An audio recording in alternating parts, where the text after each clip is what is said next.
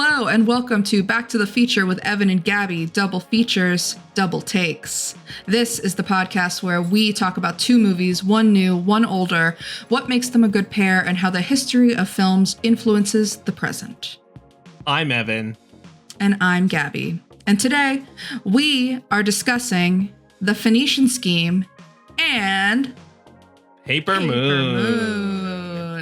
We are back with another Back to the Feature rewind in which we explore a movie that came out earlier this year that we missed, in this case because the podcast did not exist yet. Woo! These are two films that explore the power of a father and maybe his daughter committing fraud and smoking cigarettes. And I say, what better way to cement a father-daughter bond? That's true. I mean, I don't have a daughter myself, but I guess if I did, we'd smoke some cigs.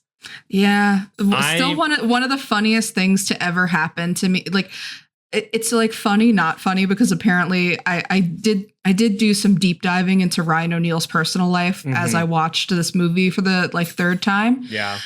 Not a great guy. Seems like a really bad father. Really bad. So Tatum O'Neal, if you ever hear this, I'm so sorry, but I still do think it's really funny that her dad was like handing her lit cigarettes on set. Like, she was 9 years old and he was like, do this again. Look at it. Yeah, she's really young in that movie. I think she might have been younger because she was 9 when she won the Oscar for it. And she's the youngest person to ever win an Oscar. So she maybe was 8. And he was just like, no, do it again. Here's another cig. Yeah. Oh, my God. Well, if my dad is watching, now you know what I want to do for Christmas. Commit a light crime and smoke a cigarette. I myself feel very safe. Okay, Evan, you feel safe? Tell us about some movie news. Yes, before we get into these movies, let's talk about some of the stuff that's been going on recently. One Battle After Another, the new Paul Thomas Anderson movie that we are going to see. We have tickets for, courtesy of Gabby. Gabby's great timing of getting tickets. The first press screenings as well as the LA premiere happened, and their reactions to it are really, really good. People rapturously good, very, very good. And I mean, I want to say that I had no doubts, but we also have text messages between the two of us expressing doubts. I'm gonna be truthful. I had some doubts, but then I saw these reviews and I was like, damn, why was I doubting PTA? Why was I doubting him like that? That's so mean. I love PTA. But even just to see the kind of universal acclaim of this movie, I personally have only seen one bad review from somebody, and it's someone I know personally who went to the premiere, and they are very hard to please. And so when I saw that one bad review, I was like, okay, because if they got this person, then they would I'd be like, whoa. But all right, there's going to be some people out there. Yeah, there's going to be some people out there that I feel like this maybe isn't for them, but it does sound pretty incredible. And what I'm enjoying even more is seeing the internet response of people making tons and tons of One Battle After Another memes. It's incredible because I guess the marketing team is maybe doing a really bad job, and also they have the Fortnite inclusion, which is really weird. You can play Leo and Benicio Del Toro's characters in Fortnite. So I don't get it, but that's okay. I think that's for a demographic that is not me, a 30-year-old woman who has never played Fortnite. Yeah, sorry. And I don't think I would buy the Leo skin, I'll be honest. I would rather buy a different character. But regardless, it seems like things are really, people are really liking this movie. So I'm very excited to see it. We're seeing it at 11 o'clock at night. But no trailers. So we're seeing an early screening. Yes, we're seeing an early screening that does require us to be at Universal City Walk at 11 p.m., which is unfortunate, but I'm ready. I'm seated. I'm ready. I'll be there tomorrow if they tell me that I can stay the whole time in the IMAX theater at Universal, which is the only good thing about that theater. I mean, no, I do like that they play movie scores there. Yeah, I mean, it's a big space, which is really nice. Like the whole Yeah. space is really big. You can that one when we talked about Sinners on the last Back to the Future Mm, rewind, I was talking about how I had to watch I watched Pride and Prejudice before Sinners, and I hated. just spent a lot of time walking around the movie theater waiting for either of those movies to start, and just saw like different people just like kind of chilling in different like zones in that like place, Mm, because normally when you're going to see a movie you don't have a ton of time to just chill, but some people do, and some people that's are just true. we're just chilling in different places. I'm like, oh, you really can just like use the space the way you want to. So They do yeah, need to figure out their concession stand. it's very confusing. Yeah, they need to figure that out. It's I too stressful. did I tell you I stood behind Lana Condor in line No. for Sinners? Yeah, I was just stood behind her because she was seeing Sinners, I was seeing Pride and Prejudice, and I was like, that's Mm, Lana Condor. I haven't seen anything she's in besides Alita Battle Angel, but that's her. what? Oh, Evan, get on the To All the Boys trilogy. Get I on it. know. I think I maybe saw the first one with my sister, but it was like I was on my phone while she was watching it or something. Yeah. Typical brother behavior. Yeah, truly. I'm very excited for One Battle After Another after expressing doubts. But I'm ready to give myself over to PTA and this movie, even though I will say I want like the only PTA movie that I don't love with my full chest Mm-hmm. is his last Thomas Pynchon adaptation, Inherent Vice. I don't like it. Yeah, I was just talking to my friend and about how I think the last three movies of his that I haven't seen. He doesn't have that many, right? But I haven't No. seen Hard Eight. I haven't seen The Master, and I haven't seen Inherent Vice. You haven't seen The I Master? know. The Master is one Hmm. that whenever they have the rep screenings here, I'm always like, gotta go, and then I just miss them. And The Master was a big one for us when we were in college too. That there was a lot of Yeah. screenings around at the indie theaters in Boston. So that's a big blind spot for me, as someone who was like, in like Mm. in film in a sense in a certain point. So yeah, we'll see. Very excited for to check it out. Very excited to see the movie. I'll be zooming over from another event, so we'll see how awake I Yeah. am. And then we'll be getting home at about 3 a.m. because this movie is 2.5 hours long. Do you have work the next day? At the time of this recording, I do not know yet. So that'll be really fun to find out if I am working, probably with my luck, a morning shift the next morning. I was gonna attempt to take off, and then I am taking off a handful of times leading in the next couple months or in the next couple weeks, Mm. and I found out that one of my other team members is taking off that Thursday, and I was like, guess I can't do that now. Guess I can't even pretend. Well, if anyone from my job is listening and I happen to have called out that day, you didn't hear it. You did not hear this. You never heard this podcast. But also, thank you for listening. Yeah, I expressed that same sentiment. Mhm. Well, some people may want to call out of work after they've taken a long walk. And speaking of Long Walk, the movie, a Stephen King adaptation, is getting really good reviews on Rotten Tomatoes right now. Mhm. Critics scored 96%. Obviously, your mileage may vary when it comes to Rotten Tomatoes. However, it's pretty good for a movie that kind of wasn't on a ton of people's radars. It has an No. exciting young cast. Cooper Hoffman's in it, as well Mhm. as one of the leads from Alien Romulus. I'm blanking on his name right now. I believe it's David something.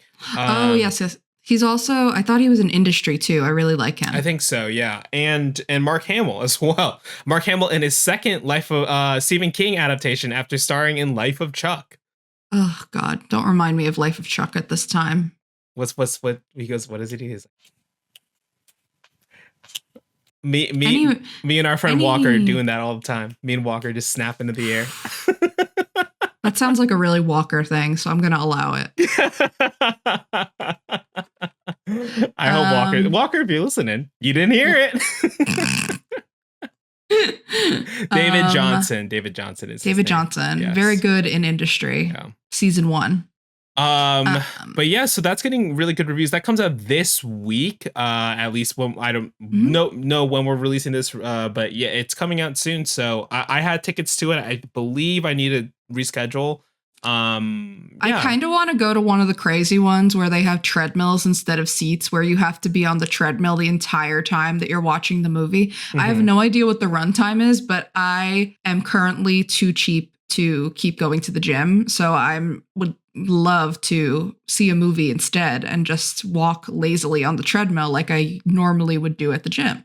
Yeah, that's such a fun stunt event for a movie like this. And also it's I think that was like an influencer thing only, but like they should have made it public. They really should have, because I think that's such a fun gimmick for this kind of movie. And also because it's already getting good reviews anyways, like people are going to want to stay there and watch the movie.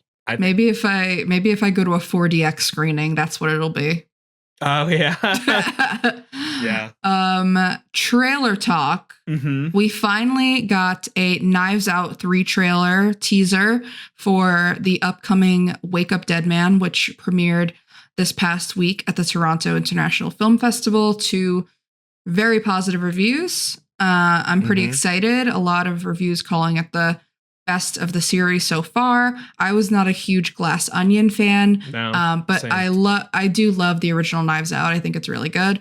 Best use of Chris Evans maybe ever, but yeah, I'm really excited for this one. Yeah, starring Daniel Craig as Benoit frickin' Blanc, as Josh O'Connor, the trailer said. I texted Josh Gabby. O'Connor's American accent is gonna kill me. It's gonna like. It's so funny because I want to like hear him again and put him up against how he sounds in Challengers too, to see how similar it is, because it does seem a little, because he's doing Southern in this too, right? Slightly. I think so. Yeah. I was not listening to him the 2 times that I saw Challengers because he was wearing tiny shorts. Brolin looking pretty funny in this one too. He's got like a big beard. He looks goofy. Yeah. I didn't recognize him. Yeah, it took me a second. Kaylee Spaney, a lot of people, so excited. A lot of people I didn't realize were in this cast. Mila Kunis, Kerry Washington, Jeremy Renner. That's right. Like just people that I didn't realize that were in it that I think are going to elevate it and make it pretty fun. Mm-hmm. Ryan Johnson has been really good at putting together these large ensemble casts, and they all seem to play off of each other, even if the rest of the movie doesn't work for you. Yeah, so, I did like the casting of the last one. The cast was great, but I just didn't love the rest of it. It was still a fun movie. I saw it in theaters. People had a good time. Yeah. But I'm very excited to see how this one shakes out, and you and I will probably attempt to see it in a theater for its very limited run. Yeah. Thanks, Netflix. Well, we also got a new Smashing Machine trailer, and I don't think either of us have watched it yet. Kind of waiting for the theaters for that one, especially because we've been seeing the first trailer a lot already. Mm-hmm. However, the Smashing Machine press did lead to the announcement of a new Benny Safdie and Dwayne "The Rock" Johnson movie. It's called Lizard Music, from Mike Fleming Jr. for Deadline. The plot of Lizard Music is going to be based off a book by Daniel Pinkwater. The plot is when a boy left to his own devices stumbles upon a secret late-night broadcast of lizards playing otherworldly music, a hidden door to the extraordinary opens. His search for answers leads him to the eccentric and whimsical Chicken Man and his beloved companion, a 70-year-old chicken named Claudia, 2 kindred spirits who have also glimpsed the impossible. United by the shared vision, they set off on an adventure that begins as a hunt for a hidden society, but blossoms into something far greater, a voyage through invisible worlds, unexpected harmonies, and the unbreakable bonds between lost souls who discover magic, not only in what they find, but in each other. Sounds a lot like a big, bold, beautiful journey to me. Wow, way to give a tease at one of our next episodes, Evan. Whoa. But Dwayne "The Rock" Johnson will be playing Chicken Man. I think people may have seen this image of him where he looks like he's lost a lot of like muscle mass, and apparently it's he lost weight for lost all that weight for the Chicken Man role. This sounds very interesting. They have my attention. For the very first time, Dwayne "The Rock" Johnson has my attention. He's doing something real interesting here in his kind of late career, really trying to after years of kind of doing, I mean, he's Jumanji 3, I think, was announced. He's still doing movies like that. But well, he's also supposed to be doing a new movie with Martin Scorsese and Emily Blunt. Yeah. Which I wonder how the muscle mass will play into that. I wonder if Martin Scorsese was like, I want you because you're really jacked, and I like you gotta build it back up. Yeah, build it back up really fast for Marty. I wonder if Emily Blunt will be the chicken, Claudia. Oh, that would be sublime. That would be what would it be? Their fifth third, it would collaboration? Be third or fourth, I think. Good for them. They're really going. They're going for the Emma Stone, Ryan Gosling. Yeah, but it's not as charming to me for some reason.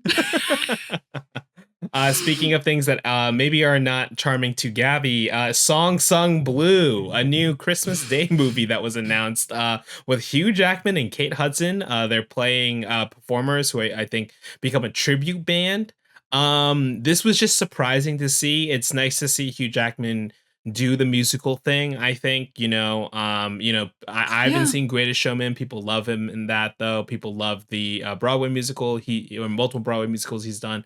So, maybe excited for a fun Christmas watch. I don't think I'll be in theaters seeing this one, though, but we'll see. No, probably not. But honestly, I wish that this trailer had come out like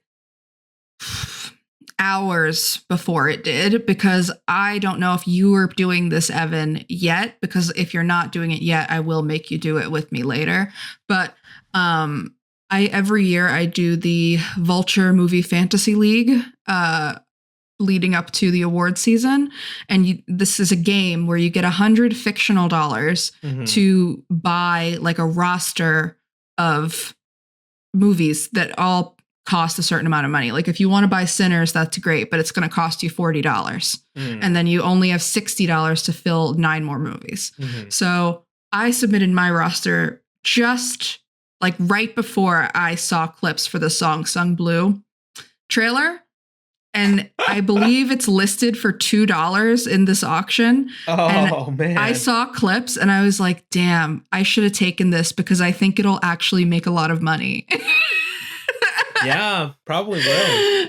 Because part of the game is having like a box office entrant. Like you get points based off of how much money these movies make. So you always have to have a box office one. And mine was Five Nights at Freddy's 2, even though I have not seen any of those movies. I just know they make money. But this one, I might have fumbled it. A Christmas Day release, I feel like this is going to make a lot of money. Is Deliver Me from Nowhere coming on Christmas Day? No. The Bruce Springsteen movie? I think that's an October release. Okay. Yeah. Are we covering that? I currently do not have it in our calendar because I'm not excited about it, but maybe I will be forced to add it. That's fair. We'll see what else is coming out that week. Yeah. Reviews pending. Well, yeah, we'll have to. I've never heard of that game actually, so we'll have to play it. I'll have to participate in the Vulture movie auction. Yeah, there you go. All right. Well, let's talk about Phoenician Scheme. This movie came out earlier this year. How have you seen this movie? How many times have you seen it? What has been your movie going experience?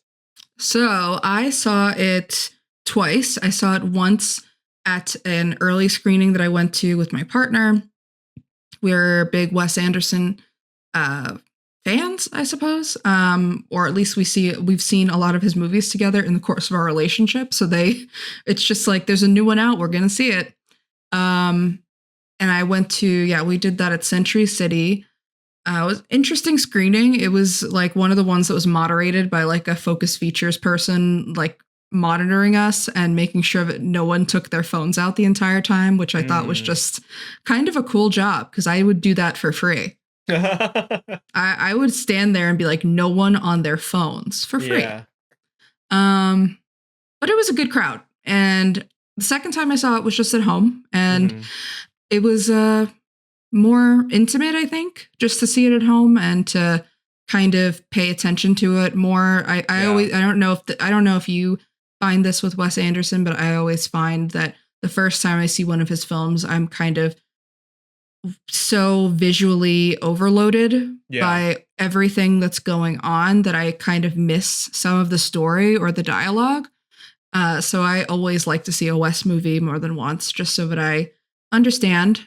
You and I know we're both big fans of Asteroid City, which I saw no less than 4 times last year.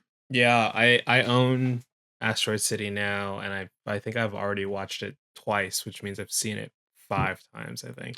Damn. Yeah, I'm a really big Wes Anderson fan. I think really formative for me, which is like I think a little like cringe to say in like film circles because I think a lot of people he's a very obvious pull, and I think the thing that I've always really admired about his work is just is not the visuals at all, but more of like the emotionality of what he does and like how sad all of his stories are, as well as like the dysfunctional families and things like that. But all that being said, we can get more into my relationship with Wes Anderson movies in a bit. But I've seen this movie twice as well. The Mhm. first time was after an extremely hard month. This was a really bright spot for me to go to the theaters, come back to LA after being away for a while, and just watching this by myself. I really like to watch Wes Anderson movies for the first time by myself if I can because of that overwhelmingness, and also just because I don't know how people are going to feel about these movies. Like I'll always walk away loving and as some part of it being and feeling really elevated. And I think sometimes with movies that I know are like that special, I don't want to have someone else's opinion kind of like coming out of the movie being like, well, I didn't like that, or like, or and I don't want to I think I have a bad habit of thinking about how other people might be feeling about the movies when I know it's more just about how do I feel about it. But that's just Right. like a tricky thing that I'm working through. The second time I saw it was actually the first after our first recording of the podcast that we ever did Oh yeah, I for remember Megan. that for I Megan. raced over to the Vista in Los Angeles, single screen theater, and watched a 70 millimeter print of it. They did a 70 millimeter print, which was very interesting. This movie was not shot in 70, it was shot in 35 millimeter. But it was cool to see that, and cool to see that theater pretty full for a Friday. Friday, I think it was a Friday, right?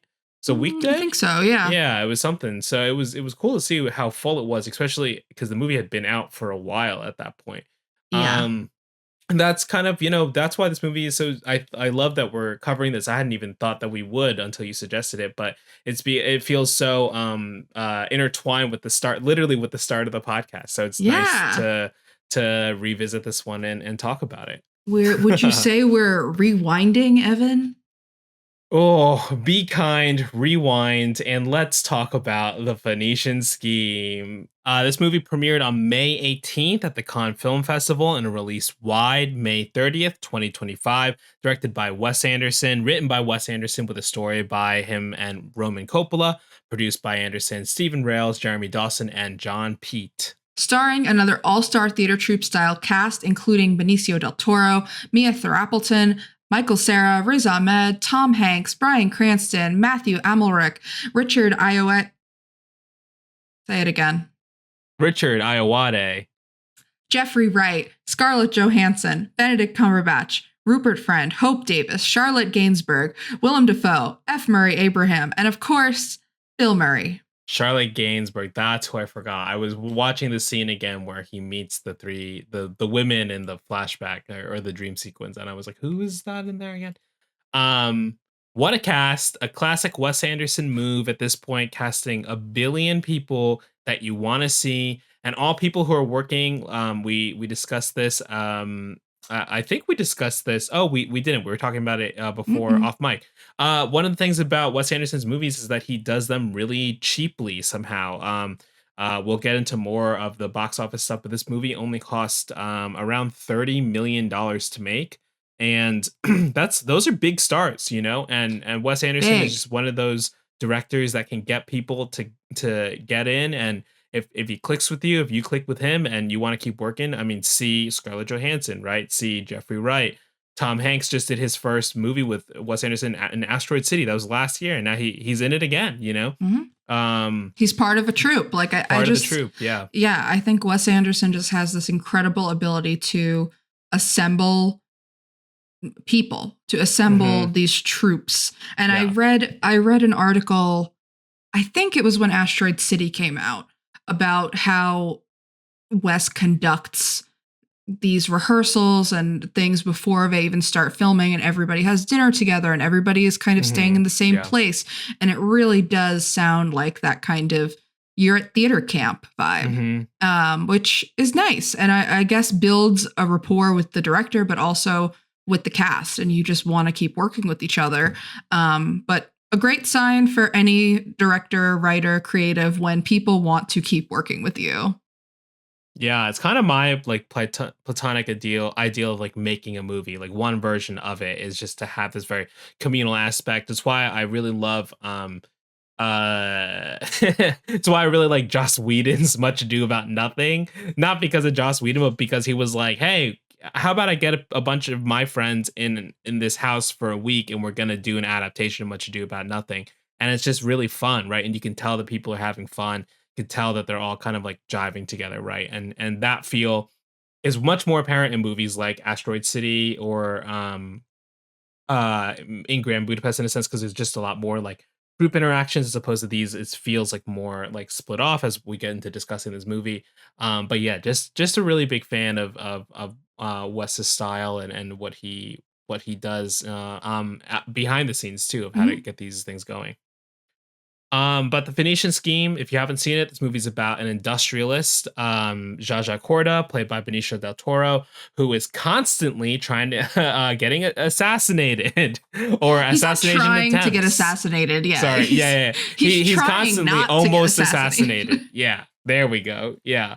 He yeah. So he's an industrialist who, after another assassination attempt on his life, decides I've got to name an heir. He decides to name his daughter Liesel an heir on a probationary term. Yep. As he tries to do the big one last deal. As Mr. 5%, he always gets some money back, but he's trying to close one final deal, the Phoenician Scheme. It's this kind of it reveals itself to you, but it doesn't reveal itself to you. Just know that he has a debt to pay, and he's trying to get people to fill that gap with their money. And so Liesel, Zsa Corda, the tutor, played by Michael Cera, named, what's that guy's name? As Bjorn. Bjorn. How could you forget Bjorn? Listen, I can hear his voice all the time. I just forgot his name. They go on a journey all around the world, trying to affirm these debts that Corda has set into motion. And yeah, it's just a journey from there, and we get to meet these like cast of characters that he has in his life. What did you think about the Phoenician Scheme, Gabby? I really liked it. I didn't love it the way that I like immediately loved Asteroid City. And I think that it's just one of those things where I had to sit with it for a little bit longer, like you were kind of saying earlier. After seeing it and taking it all in, I needed to see it alone. I needed to, form my own thoughts after I saw it at that initial screening. And I think the second time I saw it, I really settled into the characters more, and I felt more connected to all of the characters, but specifically to Zsa, who, during the first screening, I kind of felt was a distant character, or a character that they were trying to make come into focus more throughout the film, but he just never quite got there for me. But the second time I watched it, I felt more of a connection between him and the other characters that I didn't really on first viewing. And specifically with Liesel, like his relationship with Liesel, and seeing it for more than just, transactionary, would be, I guess the word, is how he decides to name her his heir, even though he has 10 sons. Very progressive. He's playing the odds. Super progressive of him. Zsa, feminist. And yeah, he chooses Liesel because she is not only his only daughter, but also his only child with his favorite wife, I believe is the term he uses. Yeah. Although Liesel has some resentment and some really fair questions for Zsa Zsa about whether or not he killed her. Mm-hmm. Super It's fair. pretty much what opens the movie, right? Yeah. Did you kill my mother? That discussion, yeah. Yeah, I agree. I had the same exact read on the movie or feeling about the movie when I left. I think this movie, much more than other Wes Anderson movies, it comes at you really fast, like non-stop dialogue wise once it starts going. And so when you watch this movie for the first time, you're like, oh my God, what is going on? And I think the thing with Wes Anderson movies that really helps me when I'm like feel like that, I'm just like, all right, you know what?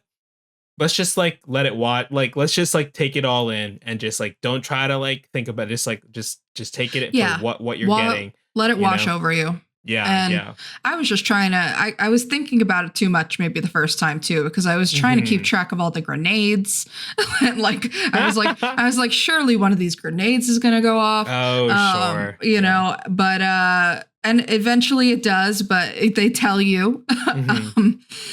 And yeah, I really like it. I think I liked it more than most people. I mean, I think that the reaction to this movie was kind of just like, oh, it's a lesser work from Wes Anderson, or, you know, it's a mid-tier work from Wes Anderson. And I think that over time it will be reevaluated. I think that that the perception of what he's been doing over the past decade, kind of since Grand Budapest, has been pretty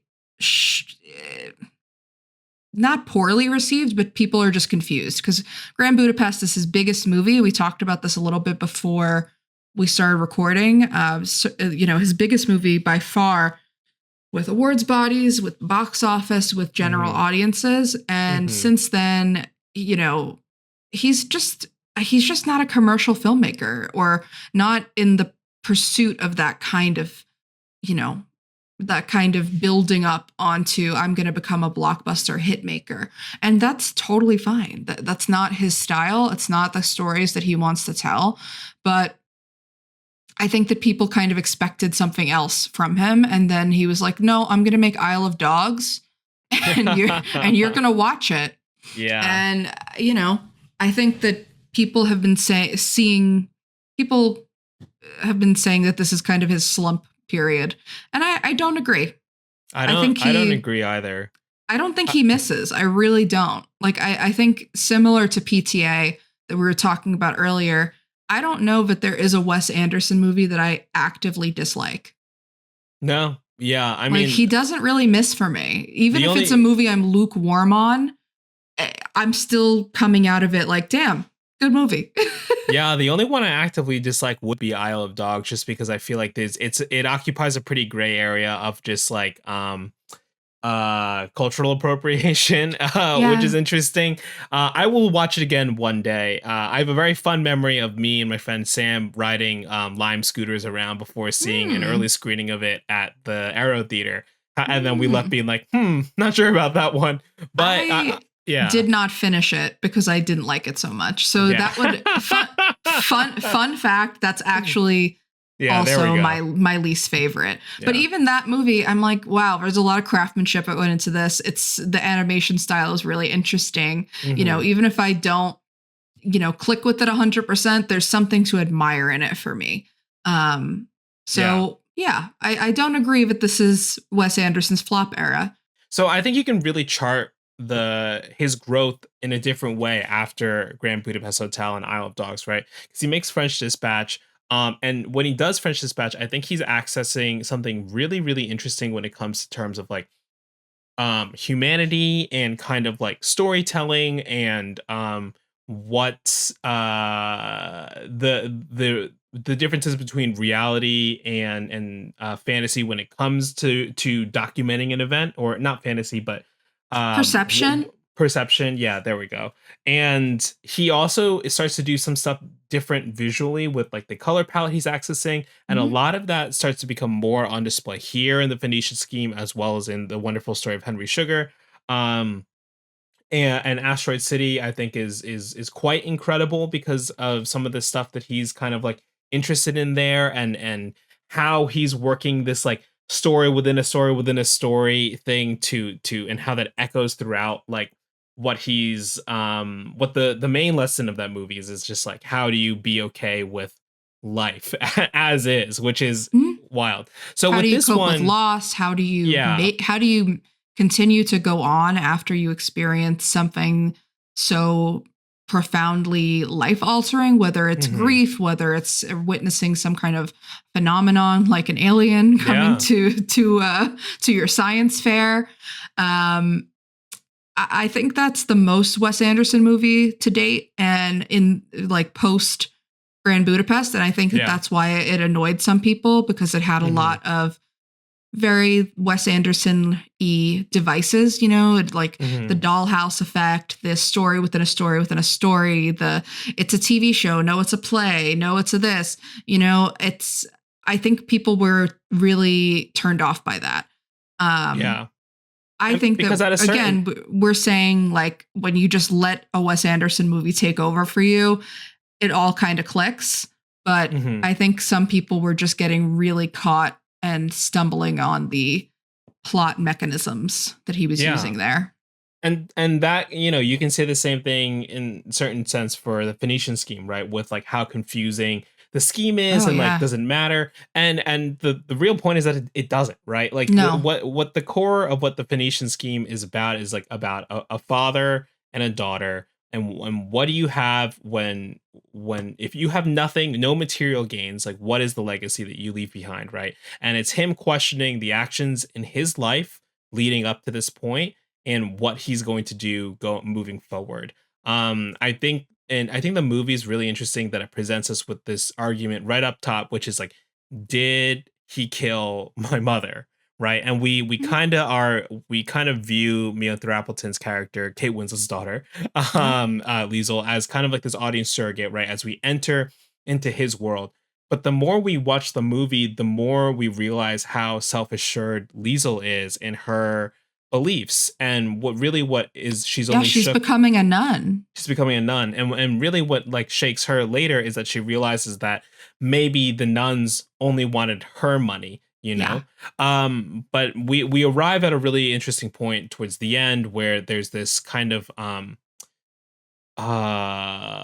there's this what's the word, not comp there we arrive at this really interesting point at the end where both of them kind of come to terms with like where they are in life, and it kind of seals like their path moving forward. There's a quote towards the end of the movie where I guess we can spoil it now. We'll enter Spoilerville, population Spoilerville. U. um where in one of many dream sequences, near death sequences, these black and white sequences where Zsa Corda is like kind of meeting God, so to speak, or not so to speak. He's actually meeting God, right? And Played whether by it's Bill not Murray, played by Bill Murray, of course. and they put an urn into like a safe, and Neil Appleton says like, when I pray to God, no one answers. I just pretend he does, and then I do what I think God would have would have said, and the answer is pretty obvious. Yeah. Or probably obvious. And so hearing that quote, that moment is so emotional to me because I think it really like cements I like her outlook on life, right? Which is just like do the right thing. And then this man who spent so much time and money trying to be something and trying to be different versions of something, when he Mhm. realizes that all he wants to do is if he thinks about what would God ask me to do right now, the answer is coming is effectively she's saying it's coming from himself, and Right. he wants to be up there for her, Right. and that's how the movie ends, is that they are now penniless and they work a restaurant together and they spend their nights Mhm. playing cards, and it's the most content we see them. It's the quietest we see them. No one is shouting, no one is overcompensating, no one is telling Mm-mm. stories. They're just talking about the facts. And he says, "Did you say yes when he proposed?" Because spoiler, Michael Cera proposes. Which, by the way, I have been waiting about 15 years to hear Michael Cera propose marriage to, I mean, mostly I'm taking it as a proposal to me via his character, because Sure. he was my first crush, in something that will surprise no one. But um yeah, that ending is really, really emotional. I love that quote that you just pulled as well.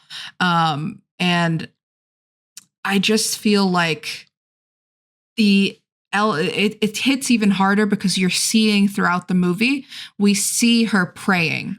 You know, like she'll just go aside and start praying, and like, you know, for an answer. We see it in that scene with that very funny basketball scene with Bryan Cranston and Tom Hanks. It's where he's literally like, oh, well, pray to see if we're going to win. Should I do this? And after seeing her do that so much and then realizing that, you know, she was just acting on her impulses and finding herself getting closer to him and, you know, trying to predict what would be best for the both of them. I think that really underscores the actual intent of this movie in a way that hits home once you really sit with it. Yeah. Yeah. And you see what, and to speak on second viewings, right? Like you see him trying to figure out ways to connect with her, right? And like ways he can tell this story and versions of this person he's supposed to be. Like when they're sitting around the dinner table and the kids all get scared because Michael Cera pulls out a praying mantis, and he's like, "What? Are you men? are you mice or are you men? You should be lions." And it's so aggressive out of nowhere. And she even asks, she's like, Liesl says, like, where does this brutality come from? You know? And right, she's challenging him. She challenges him at every step of the scheme, which is something that he clearly doesn't have before she comes back into his life. We don't really get any flashbacks of him with a partner or with his wife. I guess eventually he kind of marries Scarlett Johansson, but that's more of a business arrangement, and she is his cousin. Yeah. So it is also like unfortunate that she is one of the better parts of Isle of the Dogs. She's great in Asteroid City. She's not very good in this one. And they don't give her enough to do. She's only in it for a scene and a half. Yeah, she's too busy shooting Jurassic World Rebirth. Good for her. She got a check. But yeah, that's another, I mean, not to make this the Asteroid City podcast now, but that's something else that I just remembered, is that there's a really poignant line at the end of Asteroid City that really hit me the same way that the prayer line hit you. Yeah. And it's when Jason Schwartzman goes up to Adrian Brody, and we've zoomed out and we see that this is a play, and he says, "I still just don't understand this play." Yeah. And Adrian Brody says, "It doesn't matter. Just keep telling the story." Yeah, he says, am I doing him right?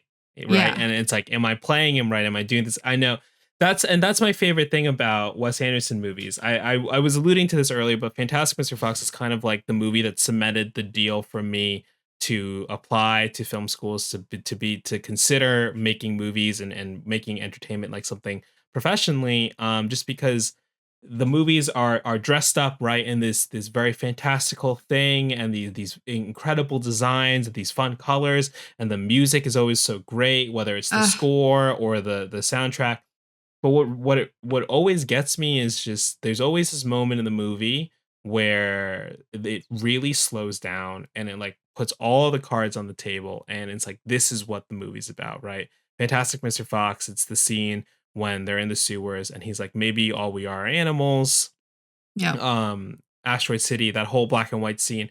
And the thing about those moments, especially and Phoenician Scheme included, is that they're very obvious that this is what they're doing, but damn if they don't work so well.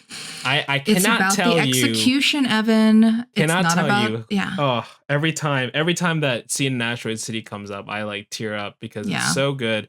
And Phoenician Scheme, the Stravinsky score is key. Like I remember because it plays in the opening shot, which is Zsa Corda kind of recovering from the plane crash. He's sitting there being like waited on by these people that we don't ever really see again in the movie. No. This top down shot, slow mo, beautiful. And I was like, what is this? Like this is cool. And that score plays when she prays for the basketball shot. It comes up again later, and then it again very memorably comes up in that last thing. And it just always works when he slows down. He's like, this is what it's about, and this is why you watch the movie. Like this is what we're trying to do.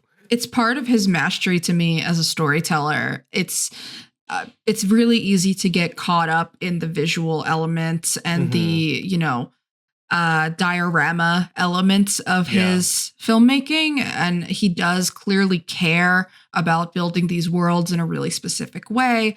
And I think that's great as a director. But from a writing standpoint and a story standpoint, I have always been taken aback by his ability to locate exactly what he wants to say to the audience in one or two lines. Yeah. And yeah, damn, if it doesn't work, you'll know it every time you watch a Wes Anderson movie. He has this ability to underline the thesis of his films and just make it so simple that not only do you understand it, but you feel it. You feel it in the moment. And I think that that's what just makes him so powerful as a storyteller. Yeah. That even his, quote unquote mid movies are still working for me. 100%. Yeah, we didn't even, we mentioned a little bit, but we're not even sure throughout most of this movie. It becomes sort of a plot device. We're not even sure if Liesel is his daughter. Yeah. And I guess by the end of the movie, the point is that it doesn't matter. But yeah, both of them make peace with it. Yeah, yes, exactly. They have formed this bond that is so father and daughter like that it does not matter to them. But we do find out, spoilers, we are in the spoiler section, that Liesel is in all likelihood, probably the daughter of his brother, played by Benedict Cumberbatch, who is looking really, really frightening in this movie to me. He popped up and I was actually afraid. And I think it's just his eyes. Like Benedict Cumberbatch's eyes are so blue that they actively frighten me. when I look at them for too long, I'm like, oh my God, he can see me back through the screen. Yeah.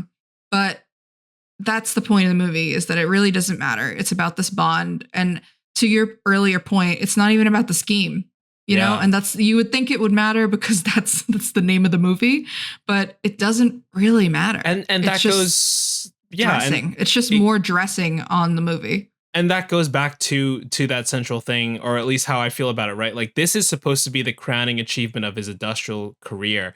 And even before Benedict Cumberbatch physically blows it all up, he has decided, and they all sign on it, that he is going to give up everything in order to complete it. So no one will know that this was his doing. This is something that he was a part of. He has sold out his entire fortune to just complete it because it's more important now for him to have this life that he's found with his family. Yeah. Well, even eventually with his sons, they all live together. Yeah. She convinces him. In the beginning, he has them living in like a separate home across the street with like a weird, like round the clock maid service. And she's like, these are your sons. Why are they not living with you? Isn't that weird? And he's like, I don't know. Is it?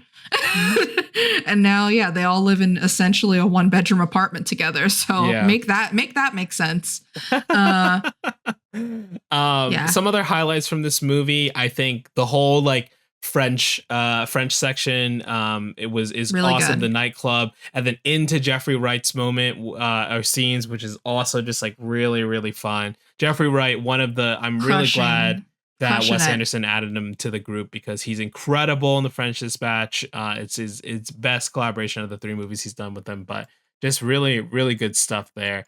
Michael Cera, incredible. Michael Cera plays a double agent effectively when he does the turn, the twist, when he reveals who he's supposed to be or who he is in real life.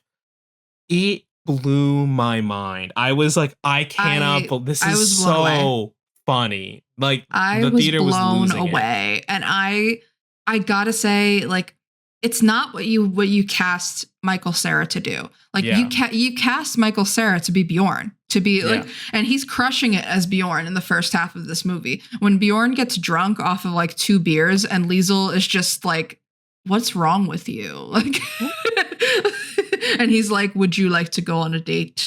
Yeah. Like he's so funny. And then he pulls off this incredible twist, this complete heel turn for his character, complete with accent change.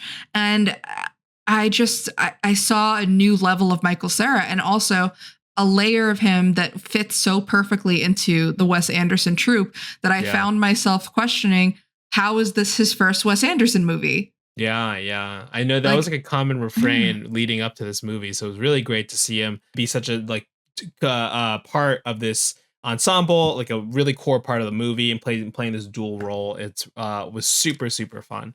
I hope we get him in a lot of other Wes Anderson projects to come. It is really hard to see future projects now without him. Just because he was so good in this, I can't imagine. The whole cast really, as in all Wes Anderson movies, even if they have one scene, they're pretty well showcased. And the Bryan Cranston Tom Hanks scene is really funny. So great. Funny. Most of the movie was sold on that scene. Like the trailers included so much of it, you know? It's like 8 minutes and I loved it. They were probably on set for 3 days and that's okay. That's totally fine. Yeah. Oh my God. Yeah. So I'm really excited to see what he does next. He's teased, I think, a movie with Richard Ayoade, who plays one of the kind of like what's the word in this group, the guerrilla militia. Yes, the militia man. Yeah. And he was also in The Wonderful Life of Henry Sugar, which I really, really enjoyed. I think that's one of his best works. He famously he won his first Oscar for that short film, and he did not show up to the award ceremony because he was filming The Phoenician Scheme. That was his quote. He was like, "Thank you to the Academy. I'm busy filming The Phoenician Scheme." Yeah. I'm too busy to go to your silly award show, but thanks.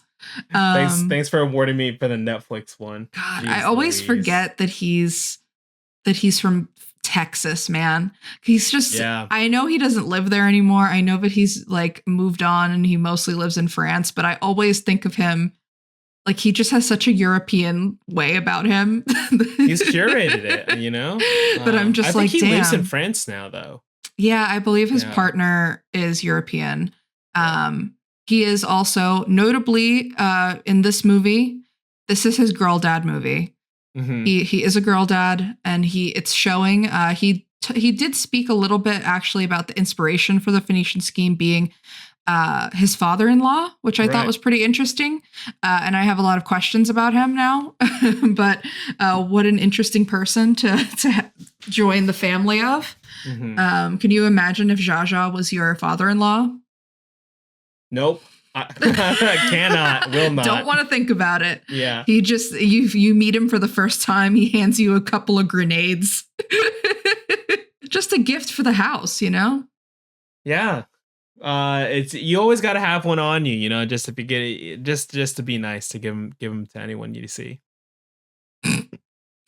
Well, speaking of girl dads, unlikely dads, possibly non-biological dads, but it doesn't really matter in the end.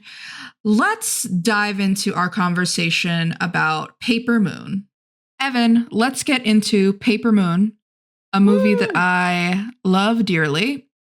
I've seen it quite a few times. The most memorable time I've seen it was actually in a class that I took at USC with a bunch of people in my cohort that hadn't seen it before, and we're just laughing up a storm, feeling up a storm. It was maybe the only movie of the entire semester. That whole class was centered around the professor taking a movie and breaking it down for you. And it was maybe the least divisive movie of the entire semester. It was a crowd pleaser, and it's a movie from 1973 that feels like it's just modern. Like it has a modern feel to it in terms of the storytelling. And I think that that's what's made it hold up so much. What is your relationship to the movie Paper Moon?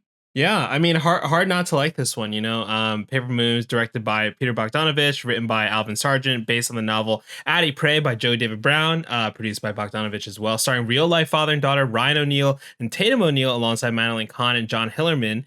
My relationship with this movie is very non-existent. My relationship with this movie started because you said if we were going to do a podcast where we pair movies together, we would pair Paper Moon with The Phoenician Scheme. And I was That's like, oh, that's correct. interesting. And for some reason, I kept mixing up the posters for Paper Moon and The Player in my head. Two very Mm. different movies, I imagine. So when we finally Super decided to different. do this and I rented Paper Moon, I was like, I have no idea what this is about at all. Like, I really don't. And so I'm not super familiar with Bogdanovich's work. Oh, you haven't seen What's Up, Doc? That's a fun one. You should No. watch What's Up, Doc. I've seen parts of What's Up Doc and I've really enjoyed it. It was like I think someone was like live streaming it or something, so I watched it. It's fun. Yeah, I really enjoyed what I saw. So watching this for the podcast was really, really great. I rented it and just had no idea what to expect. Opening shot immediately grabs you in. You're like, what is this landscape? And suddenly you're just really thrown into this relationship between a very precocious young child and a con man in the Midwest or in the South, right? In the Midwest, yeah. Yeah, Midwest. Mose. Mose, Good old Bray. Mose. Yeah, and I really, really enjoyed watching this movie. This is a movie that kind of like is maybe the definition of like a movie that's kind of like vibes and like mostly plotless. Like there is a pseudo like not MacGuffin even, but there's a like, all right, we got to get her from one place to another. But they barely even adhere to that happening, and it's just about them going around the United States just like hanging out. But it's so compelling that like should be the roadmap. This should be the blueprint for most movies that are trying to do something like this, because you're like, these are the ways you kind of intertwine these characters. And it's also just like with some stellar performances too, you know? Incredible performances, including Tatum O'Neal, who we mentioned earlier in the pod, is the youngest person to ever win an Academy Award. As of this year, still holds up. She won in 1974 at the age of 10. And she still holds that record today. She won for Best Supporting Actress, starring alongside her father. And it is an incredible, not just child performance, but performance full stop. Yeah. The layers that this child is able to portray in this performance are like simultaneously heartbreaking and life affirming. And just really tugs at me every time I see it. And you mentioned there's like a very loose plot to this film. We open on Addie, played by Tatum O'Neal, going through this tragedy. She's lost her mother. She's only 9 years old, and she has no family left to take care of her. The only living relative she seems to have is an aunt in St. Joe, Missouri. I'm not sure if that's a real place. It must be, right? And good old Mose Prey shows up to the funeral and is kind of immediately harassed by a bunch of townsfolk being like, oh, you must be her dad. Or you look just like her. And I mean, props to the production of this film for hiring a real life father-daughter who do look very much alike. But he is kind of, no, I'm not her father. It's not possible. No, definitely not. And he gets kind of, pressured into driving her from where they are in Kansas to where her aunt is in Missouri. And Mose, we learn so fast. What I love about the script of this film is how fast we go in establishing who Mose is. We already kind of think like, oh, he's got a sketchy past with the mother. Maybe he's this kid's father. Maybe he's not. He immediately like agrees to take her to her aunt's and then goes and cons some guy out of money on Addie's behalf. And like tells this guy, well, I'm going to hire a lawyer and charge you for her mother's death if you don't give me $200. And he immediately takes that money, not for Addie, but to put new tires on his car and, buy her a train ticket so that he doesn't have to drive her.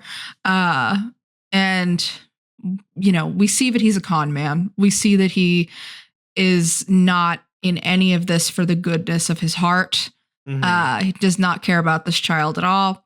In fact, it seems like he wants to erase any suspicions that he might be her father. So he's just like, let me put this girl on a train, get rid of her.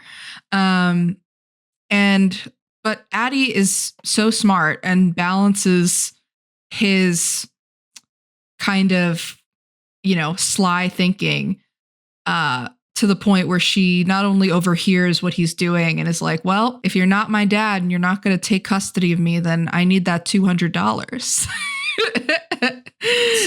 To be conning him right back is just incredible. That whole scene where they're in the diner is amazing. And Mose is really upset by this, but then quickly learns that she is an asset to him as a phony Bible salesman. He preys on widows mostly, and she's able to mark up the prices of his Bibles just simply by being a sweet little girl standing next to him. Yeah, they get an extra $10 at some point just because she walks up to the door. There's a point where the real lock it in moment where these two are now inseparable business partners is, I think, the third house that they visit where the woman is clearly very wealthy. And it's after Addie has given a Bible away for free because she saw that one family that Mose was about to con was clearly very poor. The woman has 8 kids.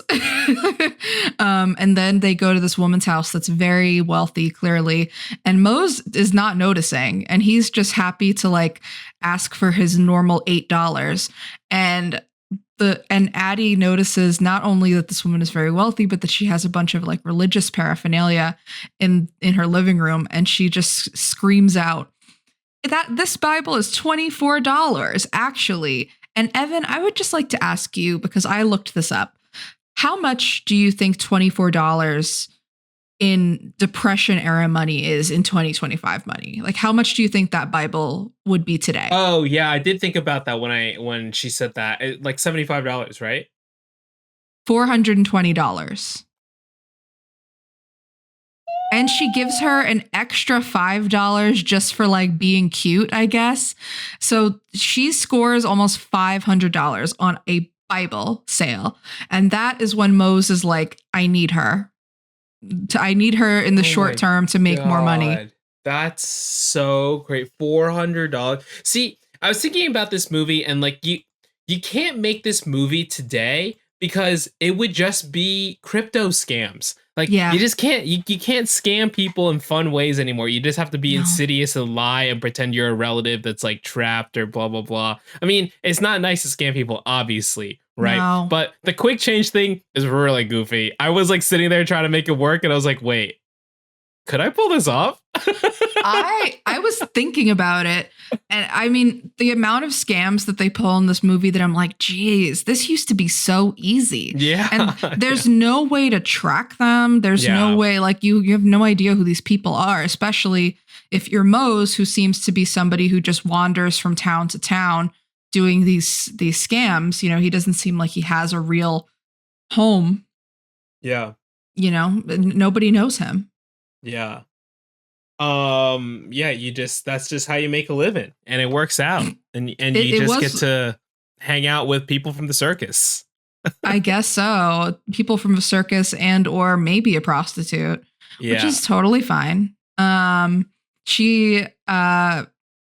guess that's the biggest hurdle of this movie and the biggest hurdle to the budding father-daughter relationship that's forming between Mose and Addie throughout the movie. People start referring to him as her dad and he stops correcting people. He kind of just stops saying I'm not her dad or I'm not her pa.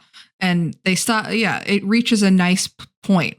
And that same point in the Phoenician Scheme where it's it doesn't really matter. And they're just coexisting so nicely and bonding and finding this balance in what could be their version of a normal life together. And then we get the arrival of Madeline Kahn, who is really funny in this movie, was also nominated for Best Supporting Actress and lost to Tatum O'Neal. Really? Very funny in this movie. But she plays, a circus dancer? Question mark. Exotic dancer. Dancer. The carnival is from how the circus. Wikipedia describes it, and not a circus, but a carnival. I'm sure A there's carnival. different connotations around that, but yeah. Yeah, where poor Addie is stuck, and she takes this picture, which came with my Criterion I was of about Paper to ask. Moon. Yeah. It's a very sad little picture where she's like, Mose, why won't you take this picture with me? And it's because he wants to look at Madeline Kahn dancing. Wait, do you know why they did that shot though in the movie? No, but you're going to tell me. They did it so that he could title the movie Paper Moon, because he thought the title was so cool and they wouldn't let him title it Paper Moon. So they put in the shot of doing that. That's the only reason, because it was the name. It's only a Paper Moon is the name of a song. Yeah. And the song is in the movie, but it's this photo also comes back later at the very end of the film. And it's another heartstrings type of moment. Yeah. But yeah, I think the arrival of the Madeline Kahn character is the biggest hurdle in the movie. And just the fact that Mose wants to spend all of his time with her now, and Addie is clearly a little bit not only threatened by somebody else being in their partnership, but she mentions a lot, they're not working. They're not pulling any scams while this woman is around. And it's just so funny. Like, this is the life that this kid wants. This is the life that she's like, why aren't we working? Why aren't we pounding the pavement, selling fake inscribed Bibles? Yeah. And eventually she schemes her way out of that one. No new stepmother for her. I guess in a sense, like you got to kind of wonder, like, where does Addie's like need to do this or desire to do this come from? Like, is it coming from like a sense of like wanting to be with this person who she believes is her father, or is it coming from what we do know of her mother, who is someone who did kind of like sleep around town, was maybe also like made her money doing that as well. I think it's pretty heavily implied that she was a sex worker as well. Yeah. And Addie is like, there's a pretty pivotal scene in the movie where she looks at a picture of her mom and like tries to see if she could be like womanly like that. So there's a lot of comments calling her like more of like a boy or more masculine just because of the way she dresses, Yeah, she dresses in like overalls, a little androgynous, and she has like a page boy haircut for a lot of this movie. And she starts to get self-conscious about that. I think that, I always read it as her wanting to be closer to Mose and like her maybe seeing some parts of herself in Mose that she feels a connection to. Well, there's a very like real connection, right? Where it's like the thing that the townspeople remark on is that like he and her have the same jawline, right? And when they have the moment towards the end of the movie, skipping ahead a little bit, towards the end of the movie, they are forced to come to a time where Mose decides, I'm going to return her to Missouri, to St. Joe. And so when he drops her off at the house, she says like, she kind of like goes like, I used to think this person in town was my dad because he did this. And I used to think this person in town was my dad because he did this. But none of them had my jawline. And it's just like kind of like just hits you in the heart, because you're like, this is like what we've been saying this whole podcast, where it's like, does it matter, right? Like if there's any confirmation that this man is this girl's father, right? And there's almost this like acceptance that even if he doesn't believe it, I think to Addie, it almost is like, this is my truth now, is that you are my dad. But like in that moment, she's like, we're going to live a separate life. And then they both decide they can't do it without each other. And they reunite. Yeah. And what's really interesting too, is that when he does drop her off on the aunt's doorstep, it's a very picturesque, lovely suburban home. It seems like it would be a very good, stable life for her. Something that she clearly has not had before. Her aunt brings her in and is like, oh my God, we were so worried about you. Let me get you lemonade. Let me show you your new room. And she's just really upset because she has decided in her head that like this man is her father, and maybe she's coming to the realization that this is the only time she's ever going to get with him. Mm-hmm. So, it's even more crushing for her to think in that moment, like, okay, so I did figure out in my mind who my father is. I had him, and now, now it's over. Mm-hmm. Now I've lost both of my parents. So it's incredibly moving. And when she is running after that truck, when he's looking at the picture of it, she left him, the paper moon picture in the car, and you kind of see him shift a little bit, but he thinks that he's also maybe doing the right thing for her. Yeah. I mean, he probably in his mind, he probably knows this is not the life for a child. Yeah.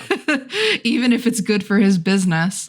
So he probably thinks that, well, if I am her father, this is the right thing for her, is to not be with me. Yeah. Yeah. But I think that what this movie and what the Phoenician Scheme communicate so beautifully is that these people kind of complete each other, and these people form a sort of family, whether they're biologically related or not, and they now can't exist without each other. Yeah. And it's very beautiful to see that come together on screen. And I think that that's what makes these movies such a good fit, even with the Phoenician Scheme also has quite a few father-daughter hijinks in play. I enjoyed the hijinks of this movie even more this time around, just watching it at home. I watched it just a few hours ago, and I was like, God damn, this movie is just, like you said, it doesn't have a ton of plot, but damn it if it's not fun.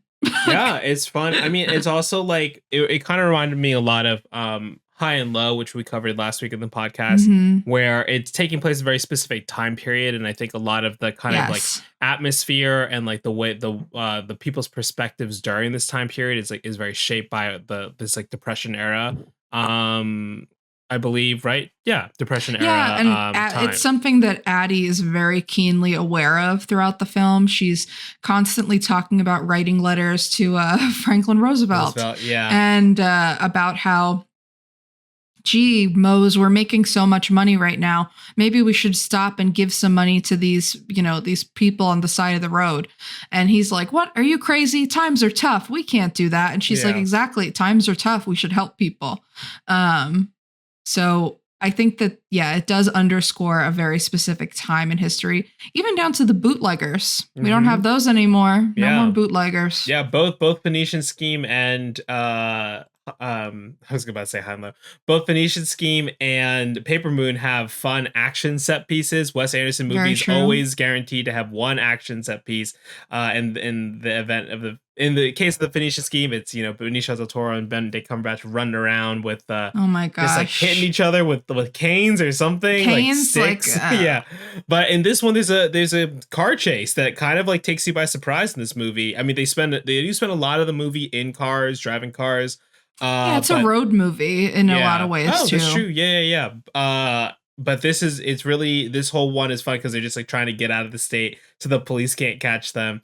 Right. And with the whole bootlegger subplot, I love the way that the nighttime atmosphere looks when they're just kind of hanging out in that like hotel lobby. Yeah. They think they make a mark, and then it just like really bites them in the butt. Yeah. Which feels inevitable throughout a lot of this movie. Oh, also. yeah. That eventually they are going to come into something that, they can't swindle their way out of. And, when it does come for them, it really hits, that scene when you see that you think that they made it. And it's the classic, like, device of things are too good for them. They have all this money that they think that they got away with, and he's going to go look for a place for them to live. And, he's about to go to the bank with all their money. And we find that the police followed them anyway. And no, they can't arrest him in Missouri, but they can beat the shit out of him and take all of his money. Yeah. So when you see Mose like beaten down at the side of a building, and Addie finding him, and she knows immediately. She's like, "Oh, you're going to make me go live with my aunt, aren't you?" Yeah. And he's like, "Yeah." It's just such a defeating moment in so many ways, you know, like you could just see the defeat, not just in this robbery and the fact that maybe their scheming is over, but just in a way reality has hit them. Yeah. Yeah. And yet they still decide to reunite because they realize they're better together, you know. They are. Depending, no matter if he gets beat up and they have a car whose brakes That don't does work or not whatever. work. Yeah. That car is not functional. I Yeah. think they should have chanced it and just kept the nice car. I know. It doesn't make it was wild. I will say that this is basically a 5-star movie to me, but the only scene in this whole movie that doesn't really work for me is that scene where they try and trade the car and like Mose wrestles these weird farm brothers for the truck that doesn't work. It just feels really random. I was gonna say I love that scene. No, because Mose is so not like a tough guy either. Like he's not like he's like, I'll wrestle you for it, and I'm like, what are you talking about? You're like a slimy little guy that wears a suit. You are not like gonna wrestle these farm hands. Yeah, to me, I read the scene as more like one, it potentially speaks to like his roots, which is maybe in like the town that Addie and her mom grew up in. So like being part of this world, you know, this farm world. It also to me was like he actually can do one good thing just like without having to con someone. He can actually just like knock a dude out, even if it's a little underhanded, you know? And I was like, this is so goofy. And I really enjoyed it a lot, actually. Well, at least it's there to serve somebody. Yeah. But yeah, overall, I did want to just like say, we were talking about Madeline Kahn's character before, Miss Trixie. I watched that monologue she gives to Addie multiple times. I think because I like missed the line, so I turned on the subtitles, but I ended up watching it like 3 or 4 times, and I was just like, this is just really good. When she's like trying to convince Addie to get back into the car, you know, and she's just like, at some point, like it just runs out for me, you know, like I can't. And it's like, yeah, you know, it serves almost as like a cautionary tale for Addie, but also just like really shows this very bleak outlook on life that this woman has, who is seemingly living life like a quarter mile at a time, to quote Fast and Furious. But that's kind of also like that's all she can do at a certain point. Right. And she's like, I'm gonna find the men who are giving me attention and just hold on for as long as I can, because eventually I'm not, it's not long-term stuff for me, you know. Yeah, and it's the only moment of the film where Addie respects her. Yeah, that's true. Yeah. I think it's definitely, I'm sure it was her Oscars moment. I'm sure that it's a great monologue. I want to shout out really quickly before we talk box office, just the actress who plays Miss Trixie's sort of assistant. PJ Johnson is very funny in this movie. Just weird asides that she's a few years older than Tatum O'Neal's character, and she just has this line where she just looks at Miss Trixie, and then she just whispers, or actually kind of says too loud to Addie. One time I tried to push her out a window in Little Rock. I lost it. I was like, damn. She's really funny. But we wanted to talk about the box office just a little bit. Paper Moon was made for $2.5 million. And the box office was an incredible $30.9 million. It was a hit. Big time hit for 1973. Doesn't sound like a lot for us right now.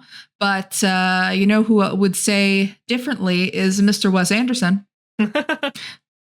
Because the budget of the Phoenician Scheme is $30 million.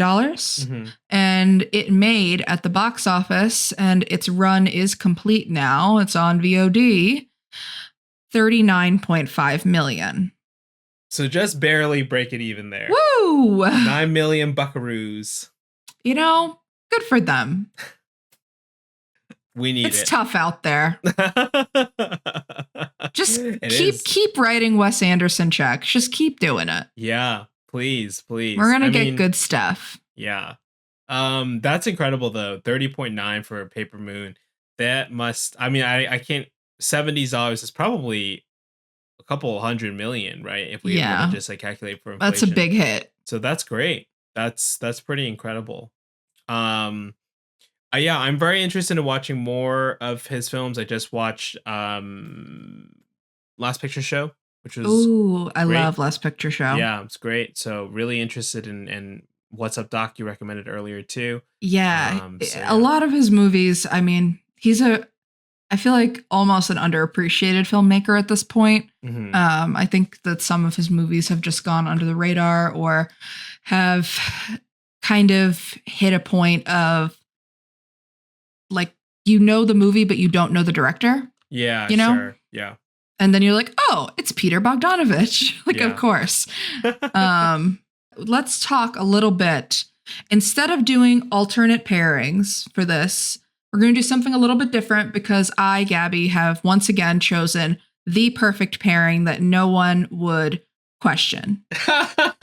There is no better pairing. So instead of doing alternate pairings, we're going to list some films that we personally would like to put in the Girl Dad Movie Hall of Fame. Cinematic girl dads for everyone. And those movies are After Sun. Incredible Mamma movie.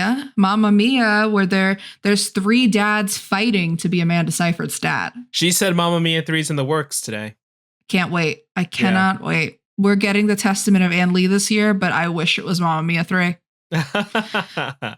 We got Interstellar, classic, love crying at the scene about Murph. Taken, Liam Neeson, of course. Where's My Daughter? That just reminded me of another one. I'm not sure if this is a girl dad movie, but I'm gonna say that it is, even though I've never seen it. Mystic River is the one that's Sean Penn, where he goes, "Is that my daughter in there?" Father of the Bride, a movie that I love and hold very close to my own heart. Maybe because I love Steve Martin, maybe because I wish he was my dad, maybe both. Little Miss Sunshine, classic. Really inspired a current generation of a ton of movies, you know, I feel like. Definitely. And features another incredible Oscar nominated child performance in Abigail Breslin. Oh yeah, that's right. Oh my God. Logan, Wolverine he's kind of a father, and then he's a dad. He is a dad in that. Actually, in Logan, he's a daddy. I gotta go. What's the last movie we had on our Girl Dad Movie Hall of Fame here? Trap by M. Night Shyamalan, a movie that I think has a 5-star premise and a 1-star execution. What's the Lady Raven? Is that it? No. Oh my God. Yeah, I think it is Lady Raven, and it's played by M. Night Shyamalan's daughter. No shots to her. That's girl dad energy. That's girl dad. M. Night Shyamalan is an ultimate girl dad for that. Well, thanks for joining us for another Back to the Future Rewind. Let us know what other movies you might want to hear us cover from earlier this year or from years past. There's lots of new movies coming out, of course, especially as we head towards the end of the year, but always happy to find time to go watch a classic one or one we might have missed this year. If you're listening to us on audio, don't forget to leave a review or comment, and please check out the video versions of these on YouTube at Back to the Future Pod. You can follow the podcast on Letterboxd at Back to the Pod, and on Instagram at Back to the Future Pod. Next week or next episode, we are going to cover Kogonada's new movie, Big, Bold, Beautiful Journey, with Colin Farrell, Margot Robbie. I've said it multiple times here and elsewhere. My most anticipated movie of the year. I've heard trailers for this. I'm so excited. Not good. The trailer, I can confirm that because I saw the trailer for the first time for this movie a few weeks ago. It came on and I was just like, what on earth is this? And then it's coming out in like a week and a half. And I was like, why did they wait so long to put trailers out? It just makes me have a lot of questions. It's not my most anticipated film of the year by a long shot, but any movie that Evan's anticipating, I'm anticipating in some way or another. We do not know what we'll be pairing it with yet, because this one seems like it's going to be hard to call, but Yeah. that just means we'll have lots of good old alternate pairings for you guys to judge us for. Well, thank you so much, everybody, and we'll catch you next time. See ya. Bye.